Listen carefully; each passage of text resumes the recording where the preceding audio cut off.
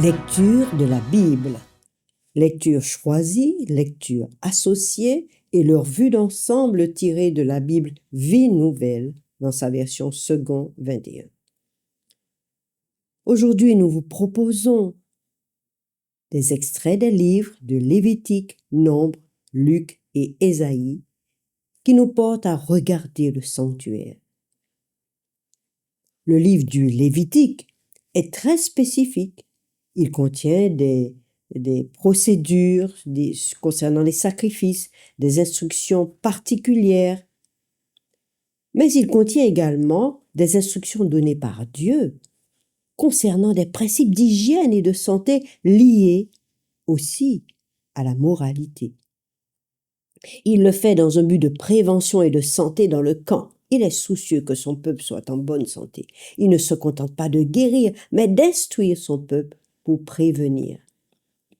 Il leur indique, par exemple, comment diagnostiquer les maladies de la peau et les moisissures afin de les traiter et de les prévenir. Vous pourrez découvrir ceci dans le détail.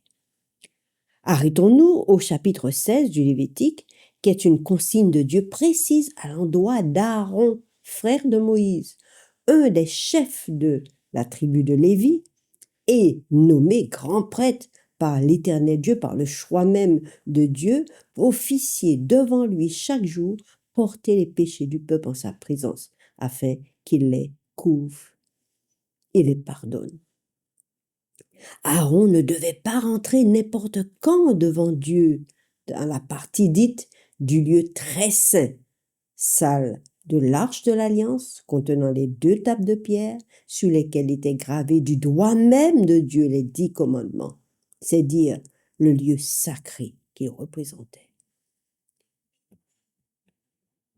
Nous avons déjà parlé précédemment des exigences de Dieu concernant les sacrifices des animaux. Il connaît le cœur humain et sa propension à donner ce qui ne peut plus lui plaire, ne peut plus lui servir, ne convient pas, ce qui est boiteux ou malade. C'est pourquoi il dit dans Lévitique, chapitre 22, versets 22 à 25, « Vous n'offrirez pas une victime qui soit aveugle, estropiée ou mutilée, qui ait des ulcères, la gale, une date, vous n'en ferez pas sur l'autel un sacrifice passé par le feu pour l'Éternel. » Et il continue.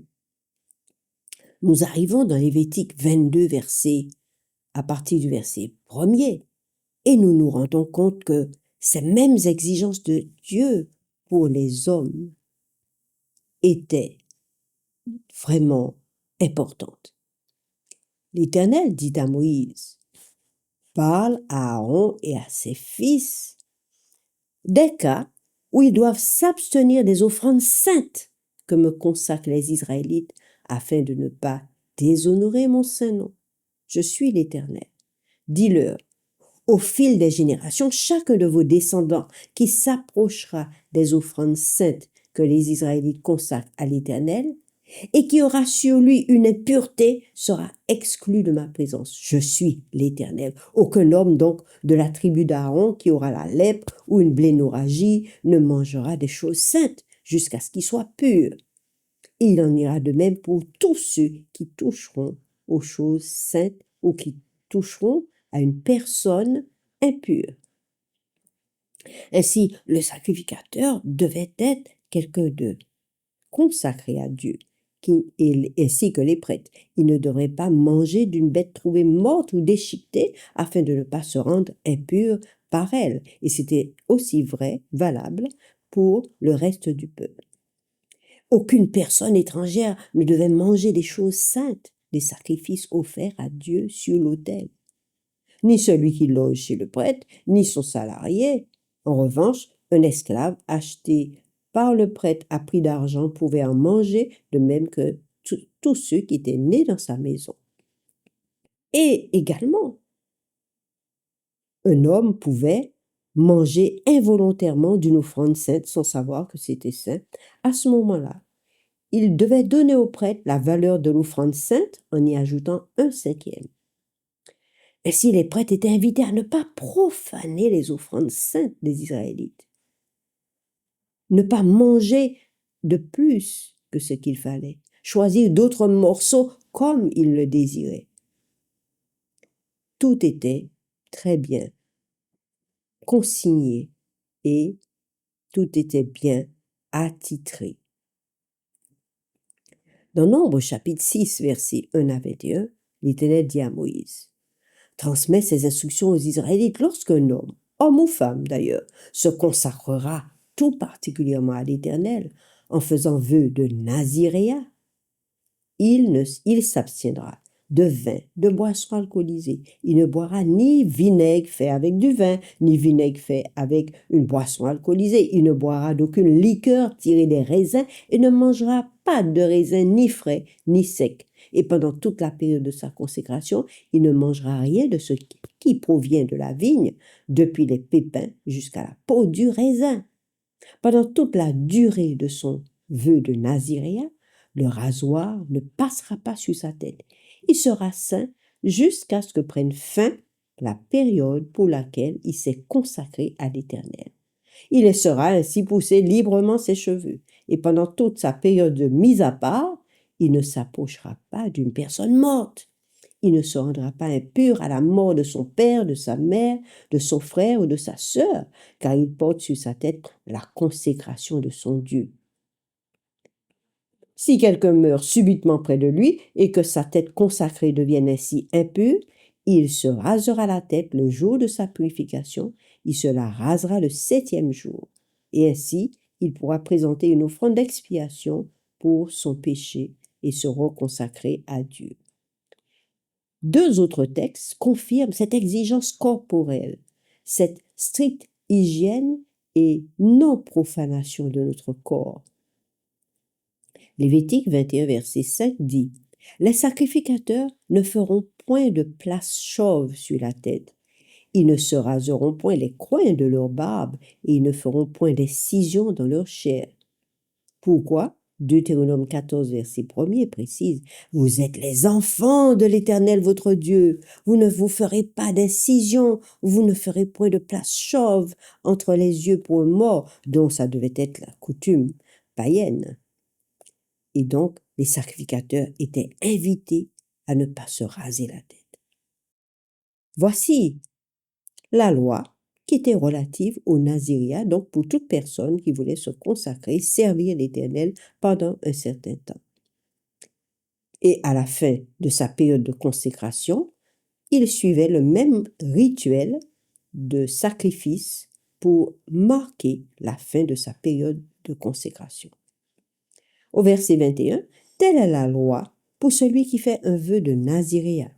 Telle est son offrande à l'Éternel pour son naziréat, en plus de tout ce que lui permettront ses ressources. Il accomplira ainsi ce qui est ordonné pour le vœu qu'il a fait conformément à l'Éternel. Dans Nombre chapitre 5, versets 1 à 4, l'Éternel dit à Moïse: ordonne aux Israélites de renvoyer du camp tous lépreux et toute personne qui a un écoulement ou qui est souillée par un mort. Hommes ou femmes, vous les renverrez à l'extérieur du camp, vous les renverrez afin qu'ils ne souillent pas le camp au milieu duquel je demeure. C'est ce que firent les Israélites. Ils renvoyèrent ces personnes à l'extérieur du camp et même ils choisirent des tentes spéciales installées en dehors du camp pour un temps de purification, de guérison, afin que ces personnes ne soient pas contaminantes. Et après, elles pouvaient réintégrer le camp après d'être réexaminées par le sacrificateur. En effet, je suis l'Éternel, celui qui te guérit, leur avait dit Dieu après leur passage de la mer Rouge et leur arrivée au désert. Exode 15, verset 26. Mais toujours persistaient dans le camp des infirmités, des défauts, des maladies dont étaient atteintes les créatures de Dieu, faites à son image. Mais pour Dieu, il lui était insupportable, alors qu'il les avait faits parfaits et sans défaut. D'où ce nombre de consignes, d'ordres donnés par Dieu. Dans Nombre chapitre 9, versets 1 à 14, l'Éternel dit à Moïse: Tu parleras ainsi aux enfants d'Israël, et tu leur diras, vous célébrerez la Pâque de l'Éternel.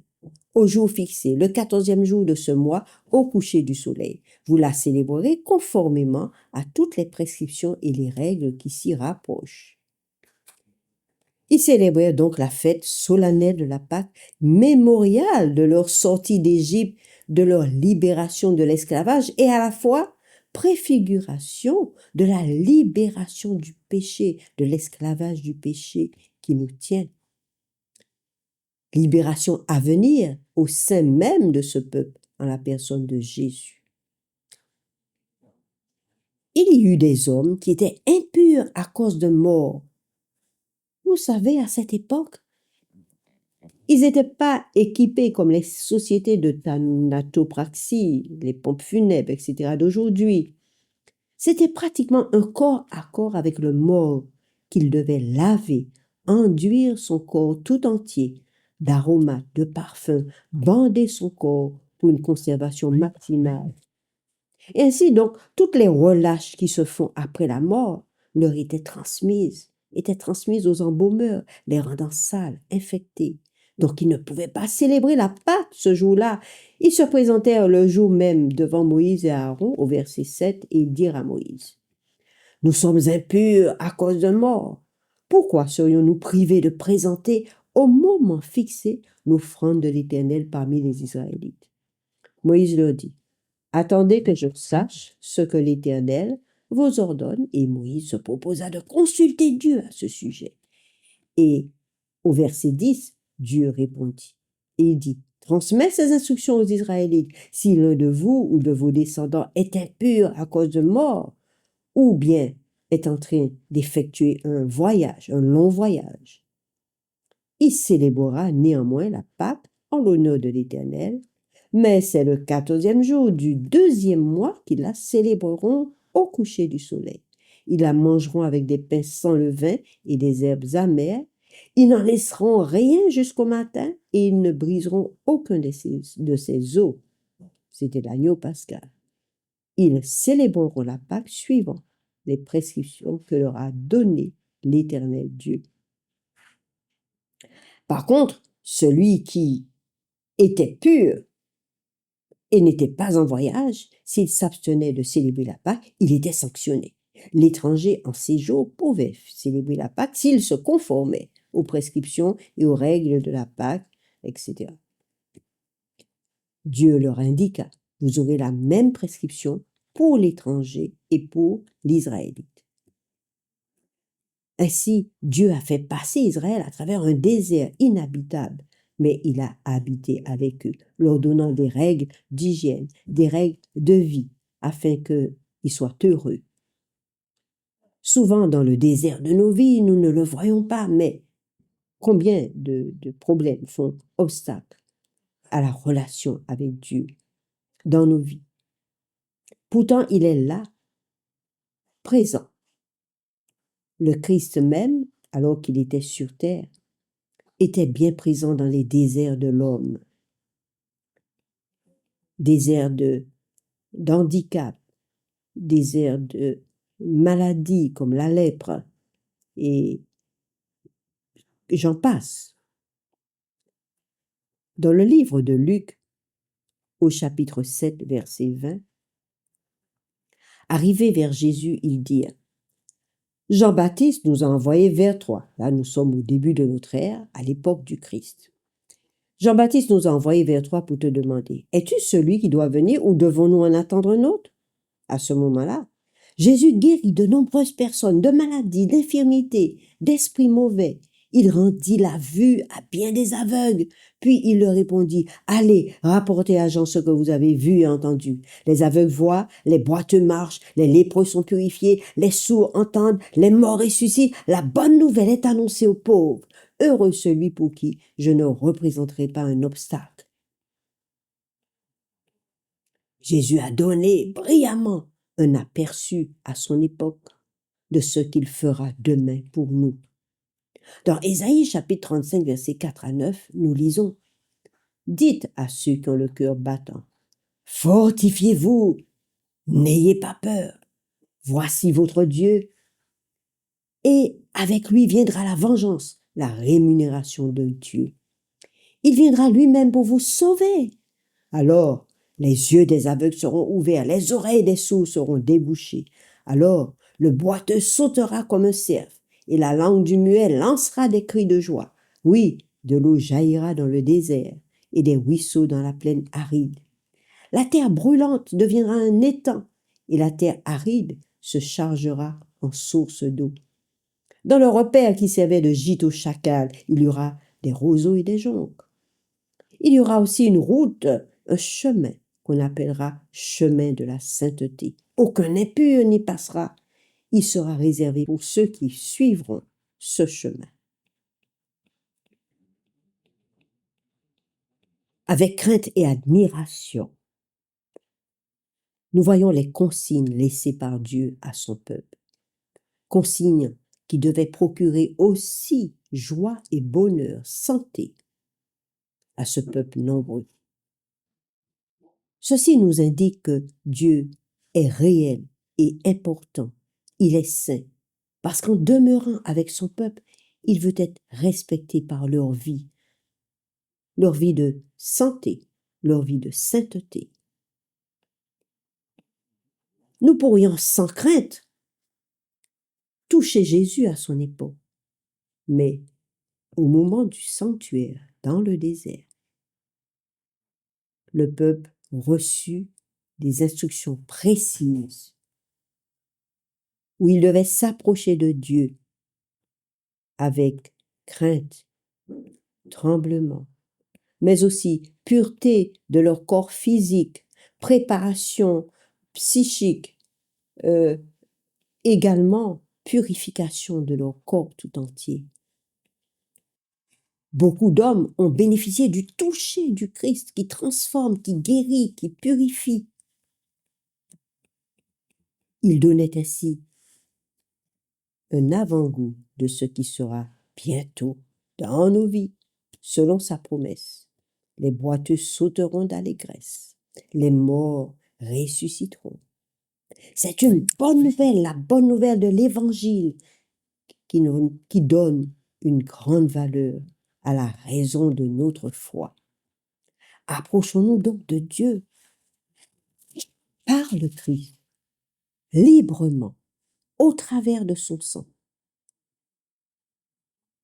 Il n'aura pas crainte de nous toucher, de nous rassembler autour de lui, parce que nous aurons été sanctifiés par le sang du Christ. Si tu as apprécié cette présentation, tu peux liker, t'abonner et continuer avec nous cette grande aventure du sanctuaire qui est bouleversante et qui est un puissant changement dans nos vies.